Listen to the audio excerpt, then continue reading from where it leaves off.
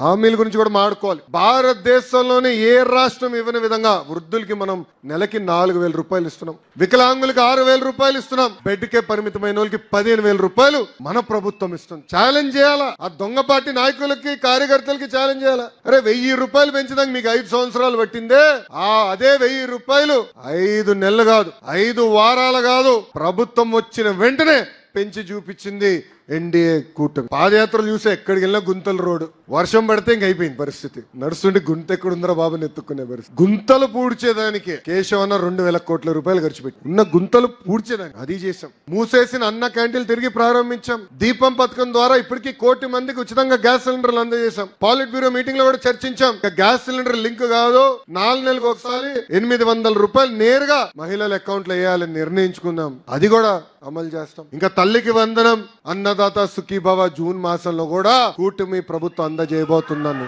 మీ అందరికీ తెలుపుతున్నాం. మనం మమేక్యం అవ్వాలి, ప్రజల దగ్గరికి వెళ్ళాలి. కుటుంబ సాధికార సారథులు కానివ్వండి, బూత్ అధ్యక్షులు కానివ్వండి, యూనిట్ అధ్యక్షులు కానివ్వండి, క్లస్టర్ అధ్యక్షులు కానివ్వండి, విలేజ్ మండల అధ్యక్షులు అందరం నెలకు ఒక్కసారి పెన్షన్ ఇచ్చేటప్పుడు వెళ్ళి మమేక్యంగా మాట్లాడి 4,000 రూపాయలు ఇస్తున్నాం, ఇబ్బందులను ఇస్తున్నాం, ఇచ్చిన మాట మనం నిలబెట్టుకున్నాం చెప్పాల్సిన బాధ్యత మనందరి పైన ఉంది.